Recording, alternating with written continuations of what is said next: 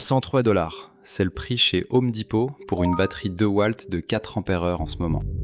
Une Milwaukee M18 de la même taille est juste à côté. Une batterie Ryobi 4 Ah de qualité supérieure coûte environ 130. De nombreuses batteries jetées contiennent encore 4 groupes de cellules fonctionnelles. C'est le 5e groupe, trop déchargé, qui est détecté par une carte, coupant ainsi la batterie. Je vais vous expliquer en 10 minutes comment différencier une batterie en veille d'une morte, et réveiller la carte sans risque. Et comment remplacer le groupe défectueux pour 8 à $16 au lieu d'acheter une batterie à $100. J'en ai déjà récupéré plusieurs. Je ne vais pas payer le prix fort chaque fois qu'un chargeur se met à clignoter. Le clignotement est un verrouillage, pas une condamnation à mort. Je vais vous montrer la carte de tension qui le prouve, l'habitude hivernale qui met plus de batterie hors service que n'importe quelle scie, et pourquoi cette carte arrête la batterie plutôt que de vous laisser la recharger. D'abord, vous devez savoir ce que vous tenez en main. Un pack Ryobi ou Milwaukee de 18 volts et un DeWalt 20 volts max sont construits de la même manière. 5 groupes de cellules en série. Chaque cellule au lithium est à environ 3,6 volts. 5 cellules en série fournissent environ 18 volts. Un pack compact de 8 Ah comprend souvent 5 cellules individuelles. Un pack de 4 Ah comprend généralement 10 cellules avec 2 en parallèle par groupe. On dit qu'une mauvaise cellule a détruit 9 bonnes. Presque. Un groupe défectueux a tué les 4 autres. Au-dessus de ces cellules se trouve une carte de gestion de batterie. Elle surveille chaque groupe. Si un groupe tombe en dessous d'environ 2,5 à 2,7 volts, la carte ouvre le circuit. Le chargeur clignote. L'outil semble vide. Les autres groupes peuvent encore être à un bon 3,6. La majeure partie de la batterie est toujours là. Vous ne pouvez tout simplement pas l'utiliser. Cette coupure est due à la chimie. Une cellule au lithium qui descend trop bas commence à dissoudre le cuivre à l'intérieur d'elle-même. Une recharge importante à ce stade peut provoquer la redéposition du cuivre en fins filaments métalliques. Les filaments peuvent traverser le séparateur et causer un court-circuit. Une telle chaleur est indésirable dans un garage. La carte refuse de charger une cellule passée sous 2,5 volts, car elle pourrait ne plus pouvoir être rechargée rapidement en toute sécurité.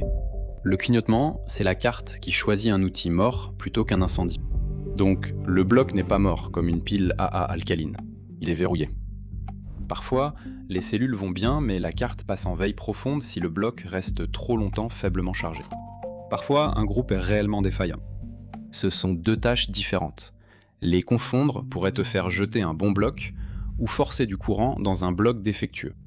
4 erreurs que les gens commettent. Le bloc est mort. Mesure-le. Si les bornes affichent une tension et que le boîtier est froid, sec, intact et non gonflé, c'est souvent un verrouillage. Si le pack affiche presque 0, il sent le solvant sucré et le boîtier est chaud. Si le plastique est gonflé, mettez-le dans le sac de recyclage. Ne l'ouvrez pas. N'essayez pas de le réveiller. Cela n'arrive qu'au Ryobi bon marché. DeWalt et Milwaukee ont la même disposition en 5 groupes. Un logiciel différent, mais une physique identique. Les batteries de grandes marques s'arrêtent dans un garage froid, tout comme les jaunes. Ne la démarrez surtout pas avec une batterie de voiture, qui n'a aucune limite de courant pour ses cellules. C'est ainsi qu'on obtient un boîtier fondu. Pour réveiller un groupe, faites-le lentement, limitez tension et courant, sur une surface non inflammable, et restez dans la pièce. Tout ce qui est sous le seuil peut revenir. Non. Certaines cellules récupèrent après être restées peu de temps à basse tension. Certaines sont endommagées et ne doivent jamais être réutilisées dans un outil. Le test est simple. Le groupe montera-t-il sous une légère charge contrôlée et maintiendra-t-il la tension après avoir retiré les fils? Si la tension baisse aussitôt, ce groupe est perdu. Si vous regardez encore, abonnez-vous. C'est gratuit et ça soutient la chaîne. Les membres ont accès aux vidéos supplémentaires que je ne mets pas dans la vidéo principale. Le relevé vous dira s'il s'agit d'une réparation à $8 ou si le pack est bon pour le bac à batterie.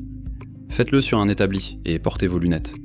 Le pack doit être froid, ni fissure, ni humidité, ni odeur chimique. Si le contrôle visuel échoue, stoppez-vous. Avant d'ouvrir, vérifiez les vérifications de base. Testez un pack fiable sur ce chargeur et ce pack sur un chargeur fiable. Nettoyez les bornes. Beaucoup de packs morts sont dus à un chargeur qui a cessé de communiquer avec eux. Si ça clignote encore, mesurez le pack aux bornes principales et notez la valeur. Une tension modérée sans voyant de charge indique souvent une batterie en veille ou un groupe faible. A. Une lecture proche de 0 est un mauvais signe. Ouvrez le pack uniquement s'il n'est plus sous garantie et si cela ne vous dérange pas d'annuler la garantie restante. La plupart cachent une vis Torx de sécurité sous un autocollant. La carte est sur les cellules. N'utilisez pas les bandes de nickel comme levier ni de tournevis pour éviter les courts-circuits. Vous verrez 5 groupes. Sur un pack de 4 ampères-heure, chaque groupe est une paire. Mesurez la tension de chaque groupe et notez-les sur du ruban adhésif. 4 groupes à 3,6 et 1 à 0,2 signifie qu'un groupe a échoué. 5 groupes faibles et équilibrés indiquent que le pack s'est mis en veille simultanément. 4 en bonne santé et 1 à 0 qui ne remontera pas signifie qu'il faut remplacer ce groupe. Si tous sont presque à 0 ou qu'un chauffe lors de la mesure, il faut recycler. Le cas de mise en veille, c'est le plus facile à résoudre. Tous les groupes sont proches, juste sous la limite fixée par la carte. Vous ne la contournez pas et n'alimentez pas tout le pack avec une batterie de voiture. Vous chargez lentement le groupe faible, un groupe à la fois, avec une alimentation de laboratoire ou un petit module lithium USB réglé à environ 4,1 volts et un faible courant. 50 à 200 mA, pas 3 ampères. Limite de tension d'abord, limite de courant ensuite. Quand ce groupe repasse au-dessus d'environ 3,5 volts, arrêtez. Refermez le boîtier. Placez-le sur le chargeur officiel et restez à côté pendant les 10 premières minutes. Si la batterie charge et reste froide, le pack est récupéré. Le cas d'un groupe mort est la réparation la moins chère. Remplacez-le par des cellules de taille, chimie, âge et capacité similaires. Hydran 1865S.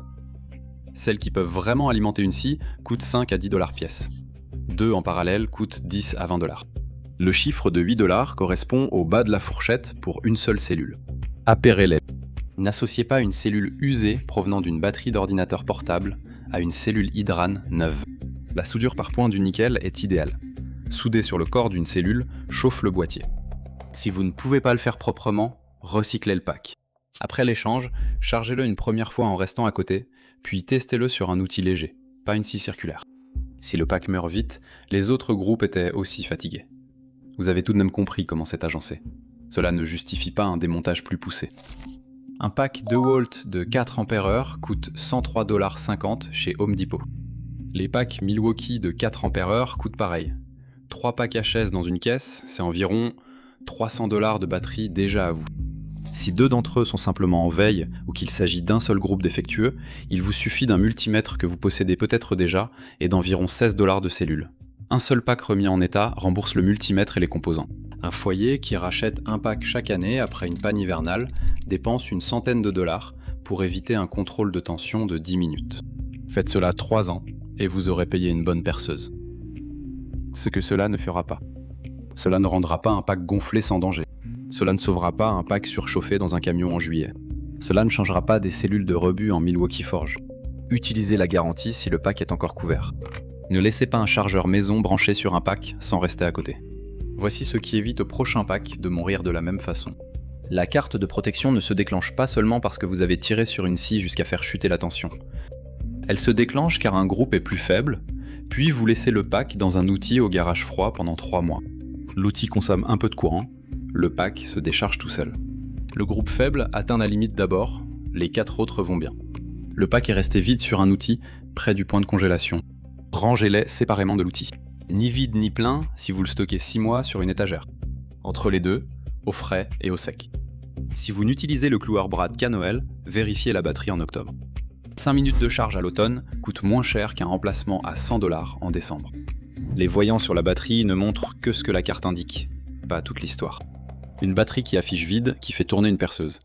20 secondes n'était pas vide. Il était verrouillé ou un groupe trop faible. Fiez-vous au multimètre, pas au voyant. Des groupes encore utilisables mais fatigués d'un paquet douteux pour une scie peuvent servir dans une lampe de travail à faible consommation ou un batterie USB avec sa propre protection. Ils ne devraient pas être remis dans un outil qui consomme un courant élevé. Des cellules fatiguées dans un pack à forte décharge, c'est comme ça que vous obtenez la chaleur que vous essayez d'éviter. Rangez le multimètre dans le même tiroir que le chargeur. Tout pack clignotant doit être vérifié, mesuré aux bornes et cartographié par groupe avant de le jeter. Pour éviter qu'un pack à 100 $ soit jeté, envoyez cette vidéo à la personne qui garde un tas de batteries jaunes et rouges hors service chez vous. Et cliquez sur j'aime si vous avez appris quelque chose. Merci et à bientôt.